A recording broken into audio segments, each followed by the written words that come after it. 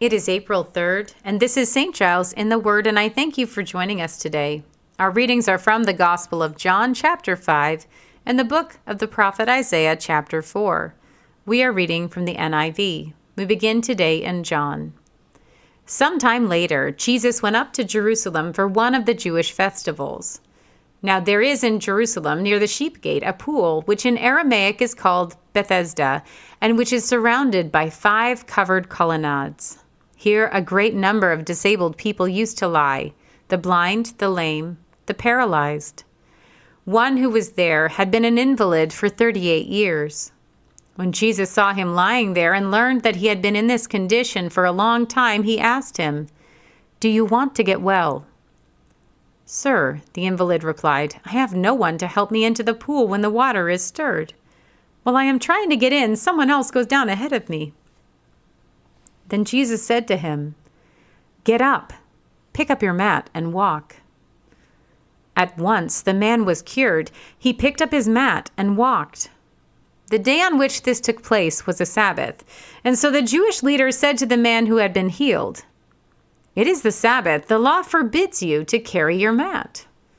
But he replied, "The man who made me well said to me, 'Pick up your mat and walk.'" So they asked him, "Who is this fellow who told you to pick it up and walk?" The man who was healed had no idea who it was, for Jesus had slipped away into the crowd that was there. Later, Jesus found him at the temple and said to him, "See, you are well again. Stop sinning, or something worse may happen to you."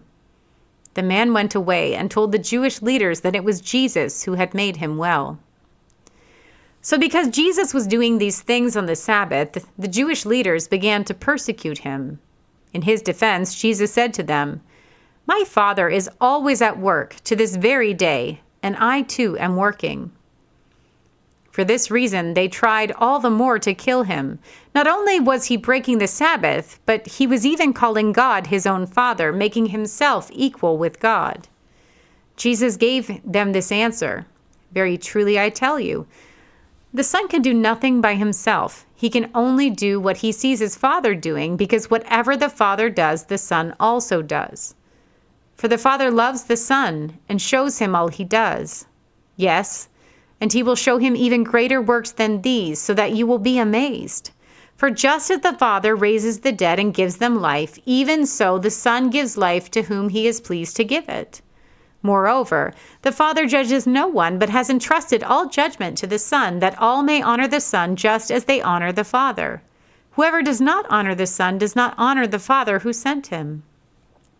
Very truly I tell you, whoever hears my word and believes him who sent me has eternal life, and will not be judged, but has crossed over from death to life.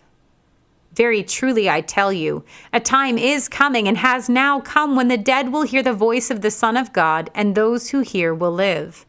For as the Father has life in himself, so he has granted the Son also to have life in himself.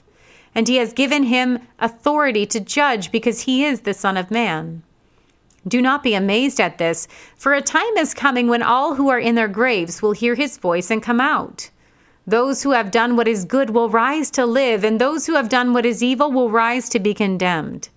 By myself I can do nothing. I judge only as I hear, and my judgment is just, for I seek not to please myself, but him who sent me. If I testify about myself, my testimony is not true. There is another who testifies in my favor, and I know that his testimony about me is true. You have sent to John, and he has testified to the truth. Not that I accept human testimony, but I mention it, that you may be saved. John was a lamp that burned and gave light, and you chose for a time to enjoy his light. I have testimony weightier than that of John, for the works that the Father has given me to finish, the very works that I am doing, testify that the Father has sent me.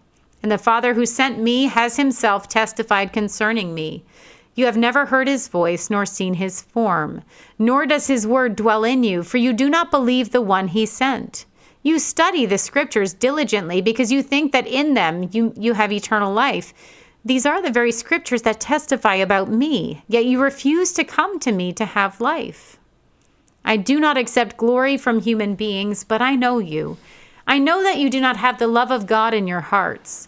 I have come in my Father's name, and you do not accept me. But if someone else comes in his own name, you will accept him. How can you believe, since you accept glory from one another, but do not seek the glory that comes from the only God? But do not think I will accuse you before the Father. Your accuser is Moses, on whom your hopes are set. If you believed Moses, you would believe me, for he wrote about me. But since you do not believe what he wrote, how are you going to believe what I say? We turn now to the book of the prophet Isaiah. In that day, 7 women will take hold of one man and say, "We will eat our own food and provide our own clothes. Only let us be called by your name. Take away our disgrace." In that day, the branch of the Lord will be beautiful and glorious, and the fruit of the land will be the pride and glory of the survivors in Israel. Those who are left in Zion, who remain in Jerusalem, will be called holy. All who are recorded among the living in Jerusalem. The Lord will wash away the filth of the women of Zion. He will cleanse the bloodstains from Jerusalem by a spirit of judgment and a spirit of fire. Then the Lord will create over all of Mount Zion and over those who assemble there a cloud of smoke by day and a glow of flaming fire by night. Over everything the glory will be a canopy. It will be a shelter and shade from the heat of the day, and a refuge and hiding place from the storm and rain. Here ends our reading for today.